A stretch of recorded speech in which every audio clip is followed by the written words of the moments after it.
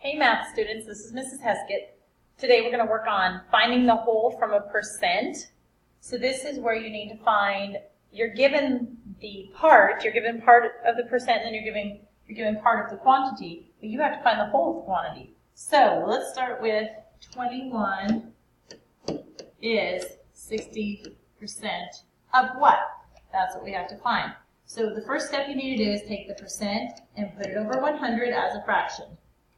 And then let's read this. 21 is, so that means equal to 60. So we're going to use the strategy of making it to an equivalent ratio or a fraction. So we have 60% is 21. So now we're going to take 21 and put it right there.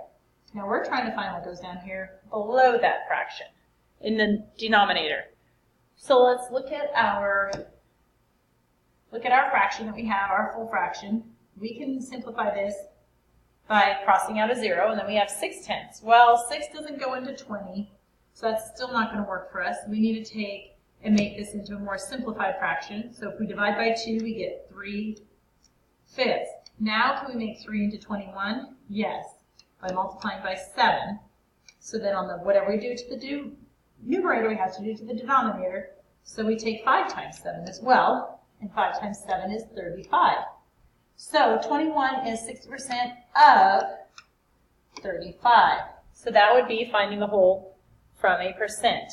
Let's look at another one. What if we had 12 is 15% of what? We're not sure. So again, first, take that fraction, or take that decimal, make it into percent. Make that decimal into a fraction. I apologize.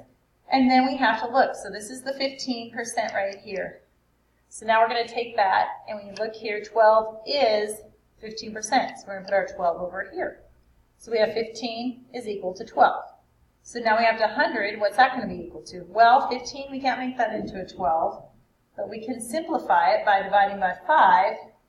And when we do that, we get 15 divided by 5 is 3.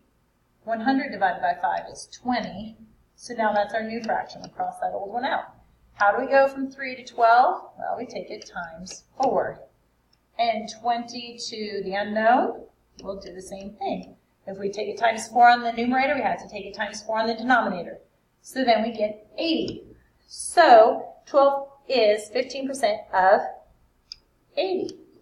I hope this helps you out. If you have any questions, go ahead and email me, or you can find me on Google Chat, or talk to me the next day. Hope this helps. Have a great evening.